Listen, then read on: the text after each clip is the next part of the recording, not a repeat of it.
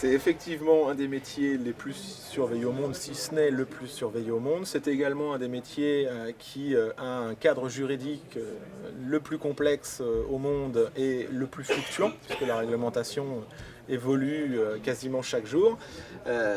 Oui, effectivement, chaque patron est surveillé physiquement par sa position et surveillé sur ses activités. Et donc on voit sur cet écran, l'ensemble des petits pictogrammes bleus représentent la flottille française qu'on suit aussi bien en océan Indien, en Atlantique Sud. Si l'on se rapproche un peu plus et qu'on prend le cas par exemple du navire Le Lagon, donc on a fait un zoom sur le Sud Finistère, Le Lagon, navire immatriculé au Guilvinec.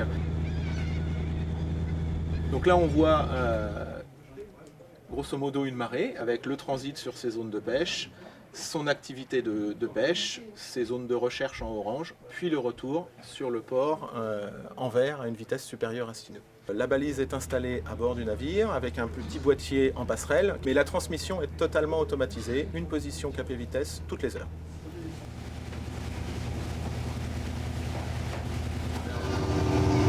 Bon, maintenant je vais dans le logbook électronique. Nombre de traits, j'en ai fait 4.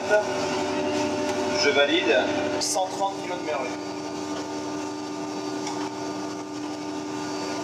Je valide. Je valide.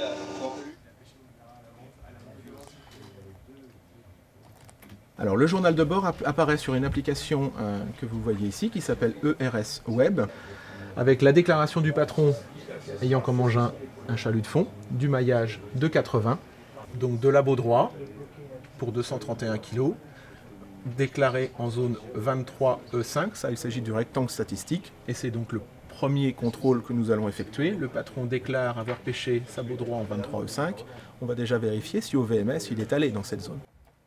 Il faut effectivement que tout corresponde, à la fois les zones déclarées, bien évidemment, les temps de pêche si le métier implique la mise en place des temps de pêche.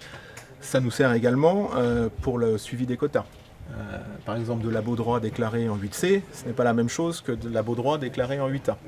Donc ça, on a des surveillances assez pointues là-dessus. Il faut connaître effectivement une bonne proportion de la réglementation, notamment communautaire, une bonne connaissance des quotas et des quotas attribués par OP notamment. La déclaration du logbook existe depuis très longtemps, puisque le logbook électronique n'a fait que reprendre les obligations du logbook papier. Le VMS existe maintenant depuis les années 2000, début des années 2000, et sans doute permet également de prouver, et on l'utilise bien à ces fins-là, qu'une grande majorité des patrons travaillent de façon réglementaire, on va dire, sans frauder. Si l'on prend le cas du Lagon, très bon exemple, contrôlé 2 fois, en mai et en septembre de l'année dernière, à chaque fois RAS.